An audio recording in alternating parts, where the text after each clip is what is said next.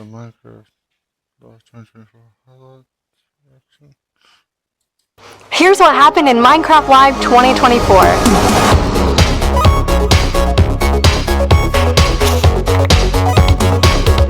The creaking.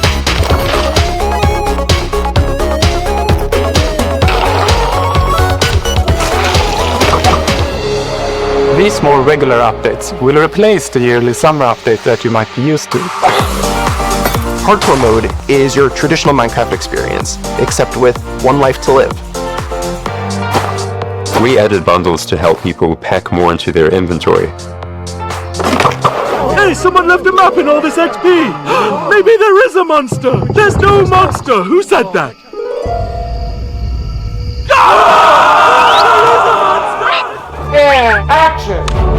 We're excited to share some exclusive information about how we made this movie.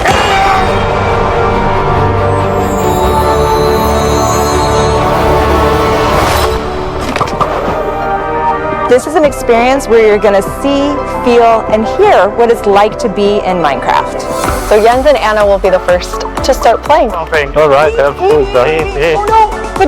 Catch it all in the full show. Long time since I first announced our Minecraft movie. We've taken our time to assemble an incredible team and to create an original, fun-filled take on the Minecraft universe. From us at Mojang, our partners at Warner Brothers and Legendary, our talented director Jared Hess, and some amazing content creators, we're bringing Minecraft to the big screen in a way you've never seen before.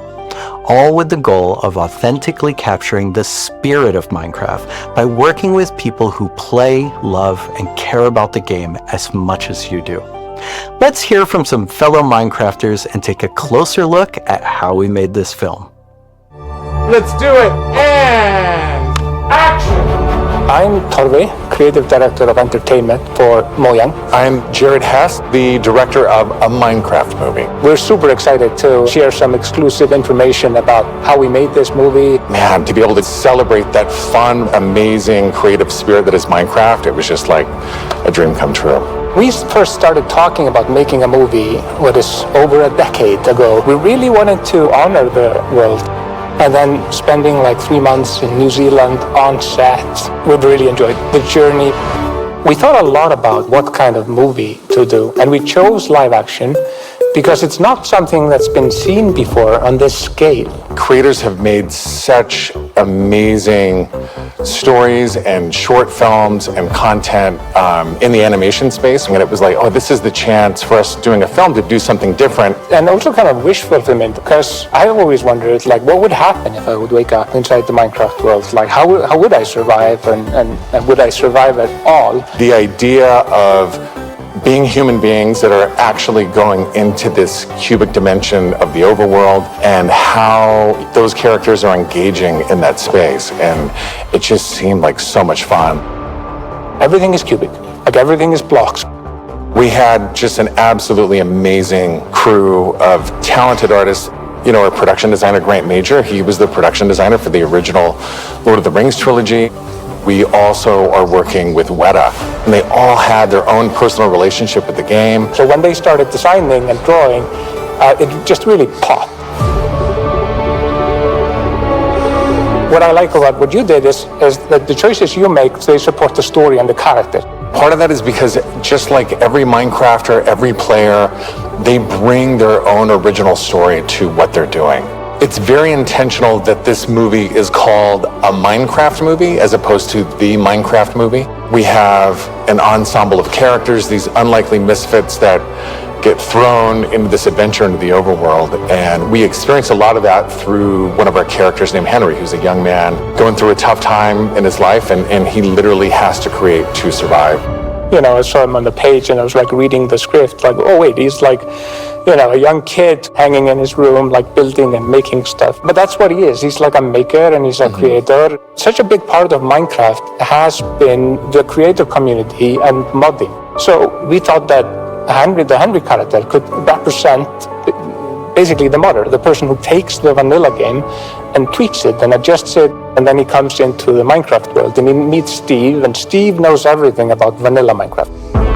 We've always said that Steve isn't really a character. Like, Steve is what you make him, right? Yeah. And we've all embodied Steve and been Steve and done different things. So our Steve in this movie is Jack Black. He's such a huge fan of the game. After a long day of shooting, he was up into the wee hours of the night playing. It was so funny because he would show up and be like, oh, dude, it's no day. We got to try this thing, dude. You know, some build that he did or something gnarly that happened to him. He just loves the idea that he's able to bring his version of Steve to life.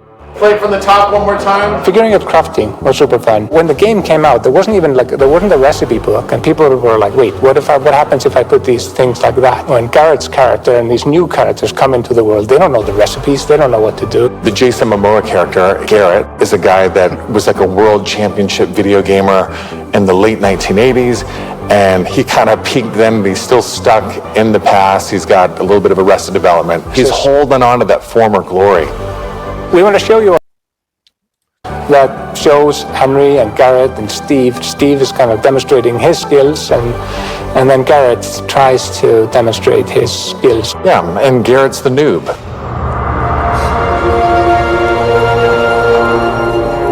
This is a crafting table.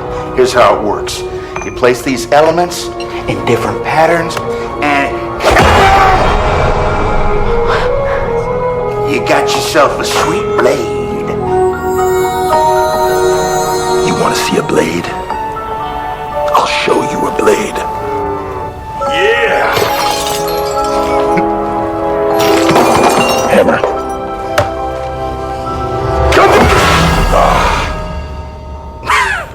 That's okay, bud. Buckets are useful here.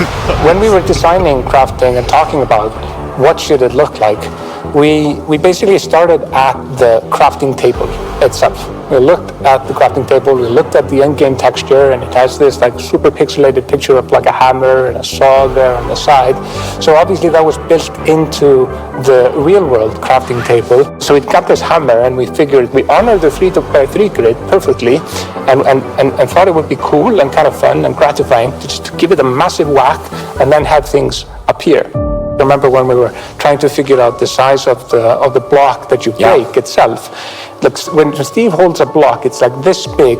And there we actually found out that going 1 meter by 1 meter, which is like, 3 feet by 3 feet, is actually too big. So we scaled it down, and the scale's like 60 centimeters cubed, which is 2 feet by 2 feet by 2 feet. And then in the background and maybe in the foreground, we sometimes scaled it down a little bit, but we would always honor powers of 2, because we're programmers and we like powers of 2.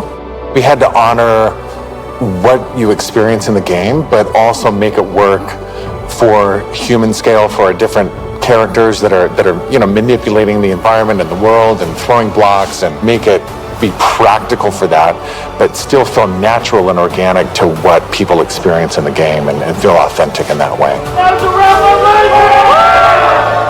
This has been so much fun talking about the movie, everything that's gone into making it, all of the ideas, the point of view, and we cannot wait to share this movie with the world. Yeah, super excited. See you in the overworld. Yeah.